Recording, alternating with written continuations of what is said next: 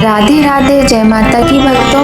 आप सभी का स्वागत करती हूँ स्पिरिचुअल ज्ञान साधना में और आप सभी से अनुरोध करती हूँ कि स्पिरिचुअल ज्ञान साधना को सब्सक्राइब कर लीजिए और बेल आइकन को प्रेस कर दीजिए ताकि आपको नई नई वीडियोस का हरे कृष्णा, राधे राधे, जय माता की। कैसे हैं आप सभी लोग? आशा करते हैं बाल गोपाल की कृपा से सभी भक्तगण बड़े ही स्वस्थ, प्रसन्न और आनंद में होंगे। तो भक्तों, भगवान श्री कृष्ण की जन्माष्टमी के बाद उनकी छठी का उत्सव मनाया जाता है। श्री कृष्ण जन्माष्टमी पर उनका जन्म होता है और जन्म के ठीक छठे दिन उनकी छठी का पर्व मनाया जाता है। इस दिन धूमधाम से यह पर्व मनाया जाता है। बाल गोपाल को उनके प्रिय भोग लगाए जाते हैं। हिंदू धर्म में हर तिथि और पर्व का विशेष महत्व होता है। प्रिय भक्तों, भगवान श्री कृष्ण की छठी वर्ष 2025 में कब मनाई जाएगी? आइए इस विषय में बड़ी ही सुंदर जानकारी लेकर आए हैं। छठी पर हमें कौन से उपाय करने चाहिए जिससे हमारे बच्चों के जीवन में कोई कष्ट ना हो, और छठी का पर्व ही क्यों मनाया जाता है, बहुत सुंदर जानकारी है। बने रहिएगा हमारे साथ। श्री कृष्ण जन्माष्टमी के बाद भगवान श्री कृष्ण की छठी का उत्सव बड़ी ही धूमधाम और हर्षोल्लास से पूरे भारतवर्ष में मनाया जाता है। वर्ष 2025 में श्री कृष्ण जन्माष्टमी 16 अगस्त को मनाई गई थी। इसके बाद भगवान के जन्म के 6 दिन बाद उनकी छठी मनाई जाती है। भगवान कृष्ण की छठी की तिथि को लेकर भी लोगों के मन में शंकाएं बनी हुई हैं, तो आइए उसे दूर करते हैं और जानते हैं इस साल भगवान श्री कृष्ण की छठी का उत्सव कब मनाया जाएगा। भक्तों, जिन लोगों ने 15 अगस्त को भगवान श्री कृष्ण के जन्म का उत्सव मनाया था, श्री कृष्ण जन्माष्टमी मनाई थी, वे लोग 20 अगस्त को भगवान श्री कृष्ण की छठी मनाएंगे। और जिन लोगों ने 16 अगस्त को भगवान श्री कृष्ण का जन्मोत्सव मनाया था, वह 21 अगस्त को ही भगवान श्री कृष्ण की छठी का उत्सव मनाएंगे।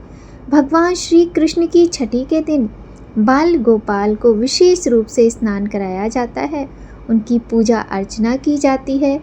यह भगवान के जन्म से छठे दिन मनाई जाती है। साल 2025 में भगवान श्री कृष्ण की छठी, जो कि मथुरा में भी 21 अगस्त को ही मनाई जाएगी, दिन रहेगा गुरुवार का। और गुरुवार के दिन जब यह उत्सव आता है तो इसका जो फल है कई गुना अधिक बढ़ जाता है, इसका लाभ हमें कई गुना ज़्यादा मिलता है। गुरुवार के दिन इस बार भाग्यवश भगवान श्री कृष्ण की छठी है, भाग्यवश नहीं, सौभाग्यवश। तो गुरुवार के दिन 21 अगस्त को हमारे बाल गोपाल की छठी मनाई जाएगी।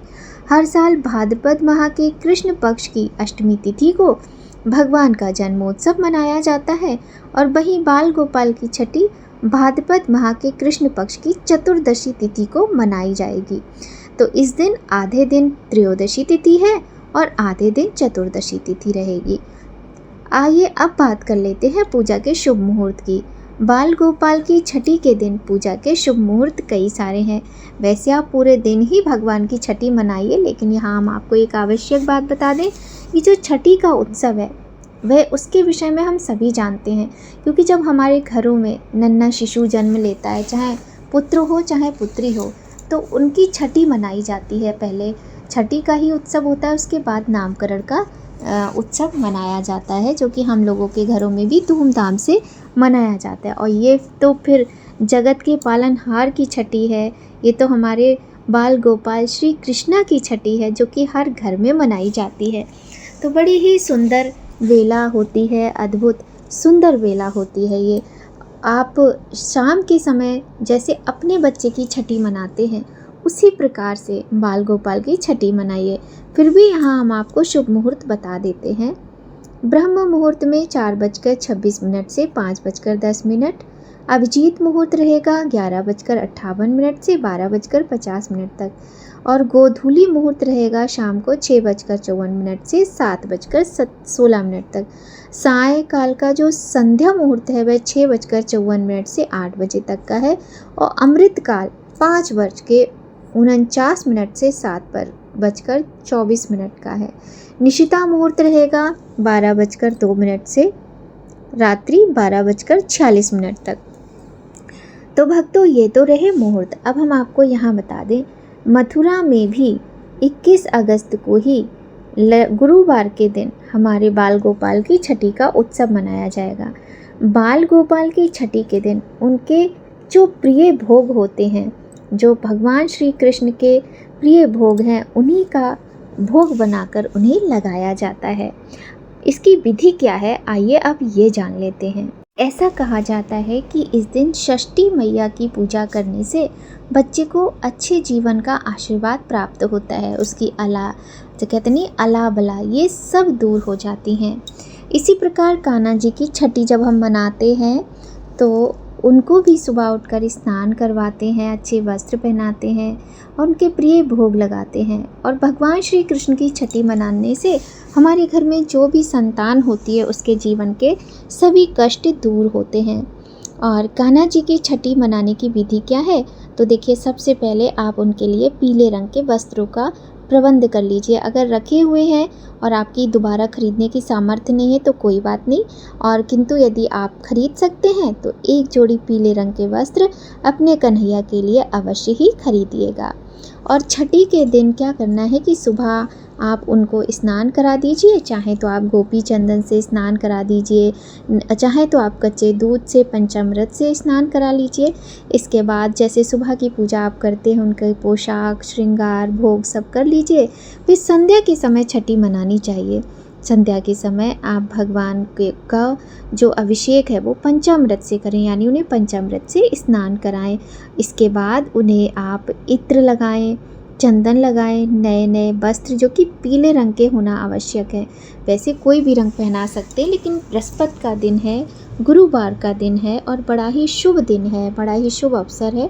तो ऐसे में आप पीले रंग के वस्त्र पहनाने का प्रयत्न करें और भगवान का सुंदर सुंदर श्रृंगार करें। उनकी पोशाक, उनके वस्त्र, उनके जो श्रृंगार की सामग्री होती है, उनकी जो जेवर ज्वेलरी होती है, आभूषण होते हैं, वो बड़े ही सुंदर होने चाहिए।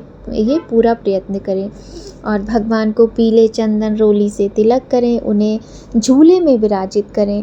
जब आप छठी मनाएं ना तो अपने गोदी में एक शिशु की भांति उन्हें ले लीजिए और काजल बनाइए। तिलक कर लिया, रोली और चंदन से उनको तिलक लगाएंगे, अक्षत चढ़ाएंगे।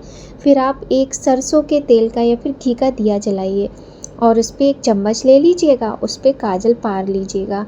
काजल बनाने के बाद लड्डू गोपाल की आँखों के पास उनको काजल लगाएं। श्रृंगार तो पहले ही कर दिया है। और उनके जो कान है ना, कान के पीछे एक काला टीका ज़रूर लगाएं और ये काजल अब प्रसाद हो जाता है। उसके बाद पूरे परिवार के सदस्य इस काजल को लगाएं और इसके बाद भगवान को विशेष रूप से प्रसाद आप चढ़ाएं। जैसे आप माखन मिश्री, कढ़ी चावल, सबसे जो महत्वपूर्ण वस्तु होती है छठी के दिन वो कढ़ी चावल और पुए जो बनते हैं, ये बनाए जाते हैं। तो इसका भोग लगाएं और तुलसी पत्र अवश्य रखिएगा, इस बात का ध्यान रखिएगा। वैसे तो आप चाहें 56 भोग का प्रसाद भगवान को चढ़ा सकते हैं और कढ़ी चावल, पुआ, साथी, पंजीरी और पंचामृत, ये वस्तुएं आप अवश्य बना लीजिए। बाकी आप भगवान को सूखे जो पंचमेवा होती है उसका भोग लगाएं, तरह तरह की मिठाइयाँ बनाएं, पकवान बनाएं, जैसे जो पाग बनाए जाते हैं मेवा के वो बनाएं, बेसन के लड्डू, कुछ भी, ज़्यादा से ज़्यादा तो कुछ भी कर लीजिए। देखिए 56 भोग बना लीजिए, मंगा लीजिए, लेकिन जो ज़रूरी है वो कढ़ी चावल, पुआ और कढ़ी चावल के साथ में आप अगर रोटी बना रहे हैं तो खूब सारा घी रोटी के दोनों साइड में लगाइएगा, मक्खन लगाइएगा। ऐसे सूखी सूखी रोटी भगवान को नहीं भाती है। और उसके साथ में आप पंचामृत, पंजीरी, पुआ, पूड़ी सब्जी बनानी है तो वो भी बना लीजिए। हमारे यहाँ तो यही सारी चीज़ें बनाती थी मम्मी, हम भी बनाते हैं थोड़ा बहुत इस प्रकार। और बड़े ही प्रेम से उन्हें अपनी गोद में बिठाकर घर के जितने भी सदस्य हैं, संभव हो सके तो सभी लोग बैठकर उनका भोग लगाइए। और ये बातें करते करते ना मेरी आंखों में आंसू आ जाते हैं, एकदम भाव अलग ही हो जाता है। खैर, तो यही तो प्रेम है भगवान के प्रति, आप लोग तो समझते ही होंगे। और बड़े ही सावधानी से शुद्धता के साथ आपको ये भोग तैयार करनी है, क्योंकि ये भगवान के लिए आप तैयार कर रहे हैं। तो जो डेली यूज़ का सामान होता है आपका रसोई का, उसको इस्तेमाल नहीं करना है। भगवान के लिए साफ़ शुद्ध वस्तुओं का प्रयोग करना है। इसके बाद भक्ति गीत गाना, कीर्तन करना, भगवान के समक्ष नृत्य करना, तरह तरह की झांकी सजाना, उनकी लीलाओं का बखान करना खूब अच्छे तरीके से इस तरीके से मनाई जाती है छठी। और हमारे यहाँ तो बड़े ही धूमधाम से हमारी मम्मी छठी मनाती थी। अब तो हम लोग बस मम्मी को देख के जो सीखा है थोड़ा बहुत, हम लोग भी कर लेते हैं। और ज़रूर मनाइएगा, अगर आपके घर में बाल गोपाल है और आपने जन्माष्टमी का पर्व मनाया तो छठी का पर्व मनाना बिल्कुल भी मत भूलिएगा।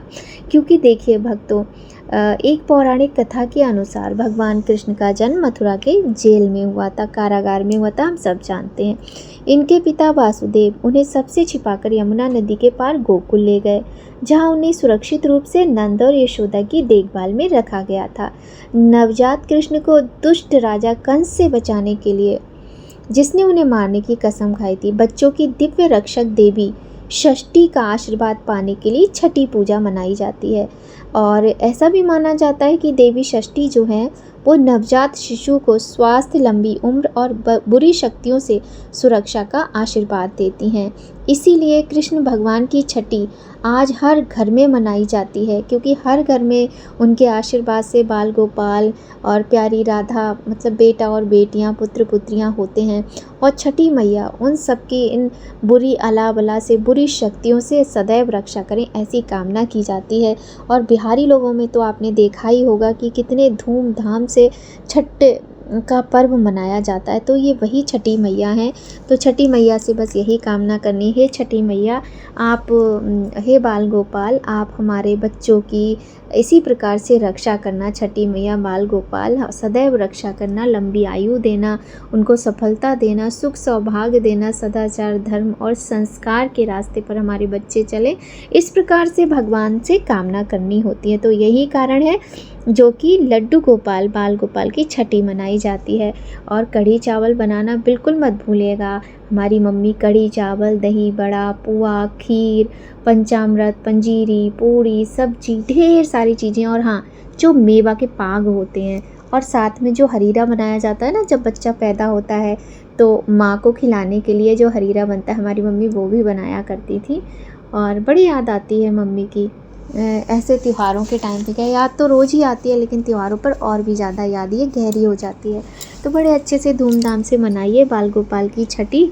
और आप अपना भी श्रृंगार कीजिएगा, पूरे घर को साफ़ सुथरा कर लीजिएगा, और तुलसी पत्र ज़रूर रखिएगा सारे भोग में, नहीं तो प्रभु स्वीकार नहीं करते हैं।